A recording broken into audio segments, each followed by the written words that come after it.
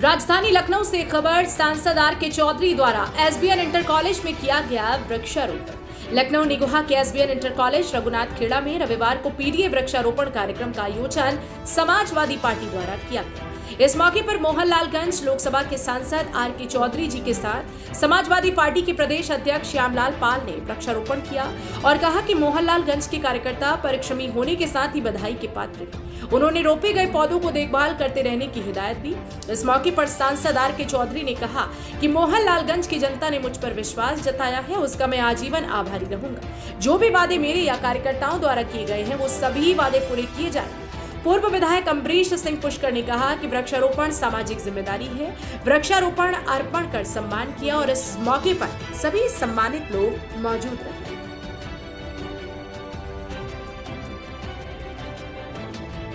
नेता आदरणीय अखिलेश यादव के जन्मदिन 1 जनवरी जुलाई से लेकर के 7 जुलाई तक एक पखवाड़ा दिवस पीपल का पेड़, बरगद का पेड़ और नीम का पेड़ लगाएंगे, जिससे कि यह देश का जो प्रदूषित वातावरण है, जो ऑक्सीजन के अभाव में लोग कम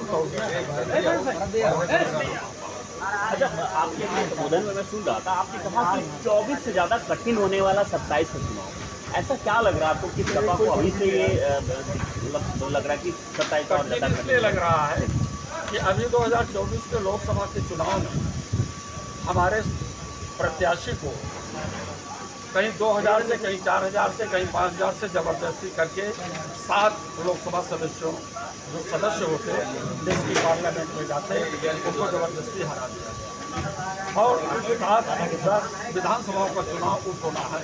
इनमें भी ये अपनी जितनी भी नफरत वाली चीज़ है या गुंडा सब कुछ लगाने का काम करेंगे और 2027 के चुनाव में जिस प्रकार से छल बल का प्रयोग 2022 में किया था उसी प्रकार से करने का काम करेंगे। इसलिए हम लोग अपने जाबाज कार्यकर्ताओं के सहारे, सेक्टर प्रभारी, बूथ प्रभारी, जोनल प्रभारियों के सहारे इस बात की उम्मीद रखते हैं कि आप अपने गांव में जाओ और पीडीए की ताकत को इतनी मजबूत कर दो कि जिसको संविधान की जरूरत है उस संविधान को बचाने का काम हमारे सभी लोग करेंगे, क्योंकि पूंजीवादी और सामंतवादियों को संविधान की जरूरत नहीं है, उनको देश लूटने की जरूरत है।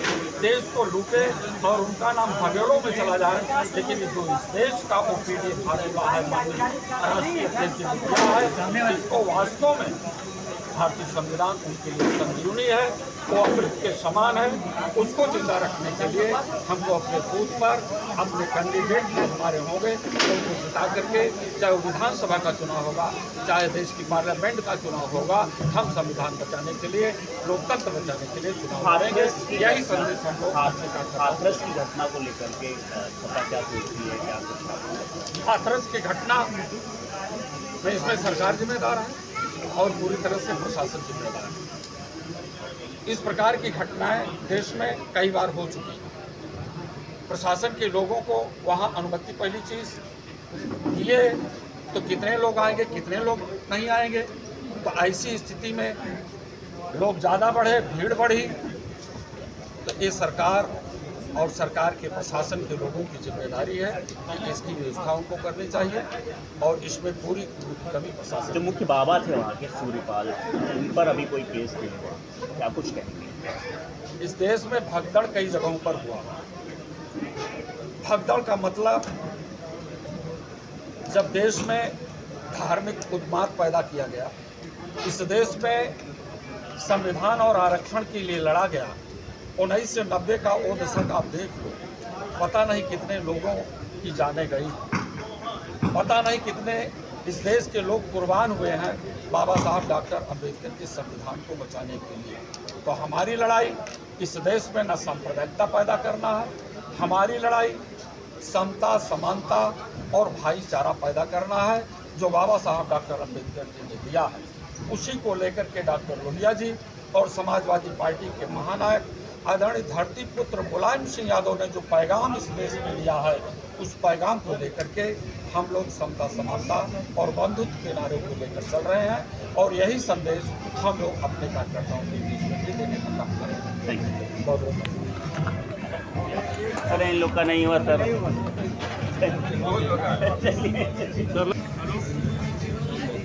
रोल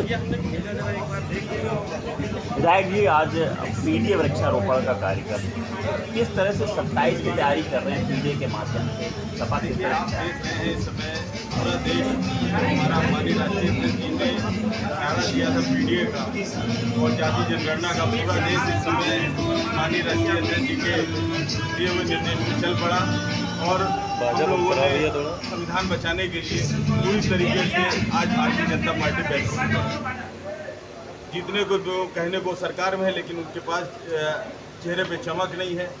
और आज अमित शाह जी जैसे गृह मंत्री को भी सदन में बोलना पड़ रहा है कि माननीय अध्यक्ष जी हमारा संरक्षण कीजिए।